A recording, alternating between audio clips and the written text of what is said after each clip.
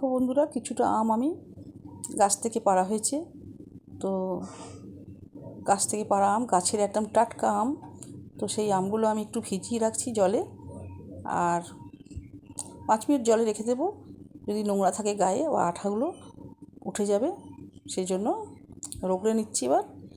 আর এই আমটা দিয়ে একটা নতুন রেসিপি বানাবো। কোনো গ্যাস বা ওভেন কিছু দরকার হবে না।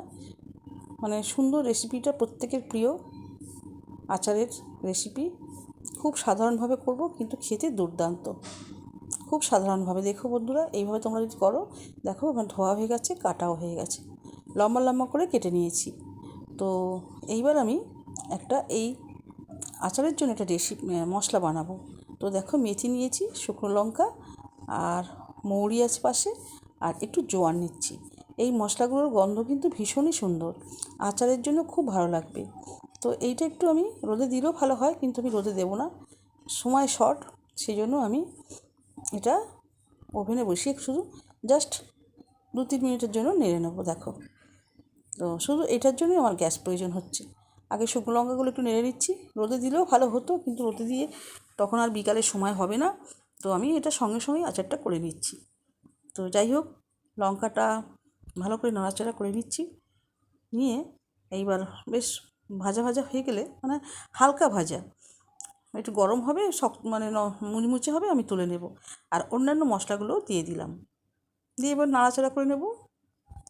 বেশিক্ষণ নয়, 1 মিনিটের মতো নাড়াচাড়া করলেই হবে, যাতে একটু গরম হয় আর গুঁড়োতে সুবিধা হয়। বেশি হলেও কিন্তু এর গন্ধটা কিন্তু চলে যাবে। হালকা গরম। যাই হোক, আমার হয়ে গেছে। আমি এবার কিন্তু ঢেলে নিয়ে শিলে গুঁড়ো করে নিচ্ছি। দেখো, একদম মানে হালকা হালকা হয়েছে। আর এইবার যে আমগুলো আছে না, আমগুলো তো কাটার আগে ধুয়ে নিয়েছি ভালো করে। সেই আমেতে এবার হলুদ দিলাম, নুন দিলাম, স্বাদ মতো নুন, আর একটু সর্ষের তেল দিয়ে ভালো করে প্রথমে মেখে নিতে হবে। তো এই প্রসেসে আচার করলে কিন্তু খুব ভালো খেতে হবে। অনেকবার করেওছি এভাবে, খুব টেস্টি হয়।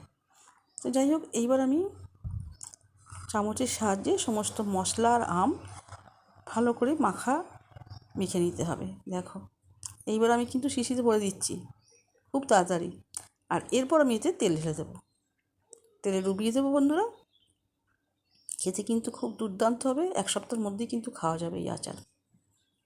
রোদেই এটা হবে। যাই হোক, এইবার কিন্তু আমি তেল দিয়ে দেবো। দেখো, তেল আর শুকনো লঙ্কা তো দিলাম, আর তেলটা তোমাদেরকে তখন ক্যামেরাটা অফ ছিল।